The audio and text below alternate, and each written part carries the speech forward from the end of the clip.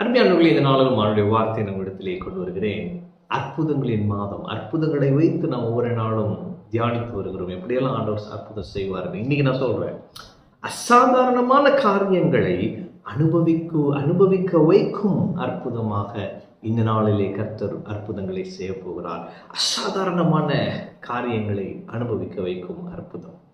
அப்ப சாதாரணமா எப்பயாவது நடந்துருங்க, அதெல்லாம் சாதாரணமா நடக்கிறதுங்க. இன்னைக்கு யாரும் சொல்ல இல்லை, அசாதாரணமான காரியங்களை செய்ய வைக்கிற அற்புதம். அசாதாரணமான காரியங்களை நான் செய்ய போறேன், அது நான் செய்ய போற அற்புதம் அந்த அசாதாரணமான காரியங்களை அனுபவிக்க வைக்கும். ஒரு 2 உதாரணம் சொல்லுவேன் பாருங்களேன். தண்ணீர் திராட்சரசமாக மாறினது இல்லையா? அப்ப இயேசு அங்க பாருங்க, அது சாதாரணமான அற்புதம் அல்ல. சாதாரணமா அங்க திராட்சரசம் வேணும்னா அதை செஞ்சு அதை வாங்கிட்டு வர்றதுக்கு டைம் எடுக்கும்.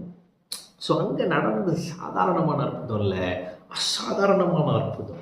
அப்போ அந்த அசாதாரணமான அற்புதத்தை ஆண்டவர் என்று செய்தார். அசாதாரணமான காரியங்களை அந்த அற்புதம் அனுபவிக்க வைத்தது இல்லைங்களா? அப்போ இன்னைக்கு நான் சொல்லுகிறேன், உங்கள் வாழ்க்கையில தேவன் அசாதாரணமான காரியங்களை இன்று செய்வார்.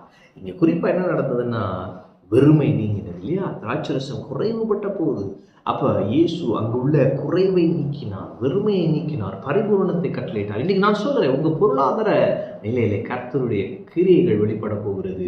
அசாதாரணமான காரியங்களை அவர் செய்ய போகிறார். அசாதாரணமான அற்புதங்கள் இன்று நடக்க போகிறது.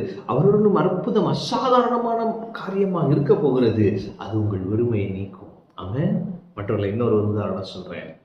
5 அப்பம் 2 மீன்.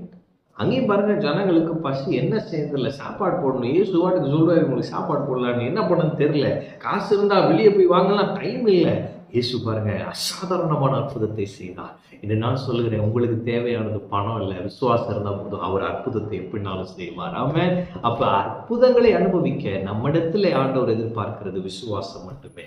எனவே விசுவாசியுங்கள், தேவன் அற்புதங்களை செய்வார். அசாதாரணமான காரியங்களை அனுபவிக்க வைக்கும் அற்புதத்தை இந்த உங்கள் வாழ்க்கையில செய்து வெறுமையை நீக்குவார், பரிபூரணத்தால் நிரப்புவார். இயற்கைக்கு அப்பாற்பட்ட ரீதியிலே உங்கள் தேவைகளை சந்திப்பார். நீங்கள் நினைக்கிறபடி அல்ல, அவர் திட்டம் பண்ணி இருக்கிறபடி உங்கள் தேவைகள் சந்திக்கப்படும். அசாதாரணமான காரியங்களை அனுபவிக்க வைக்கும் அற்புதம் இன்று உங்கள் வாழ்க்கையில் நடக்கும். ஆமென். கர்த்தர் உங்களோடு இருக்கிறார். கர்த்தர் உங்களை ஆசீர்வதிப்பார்.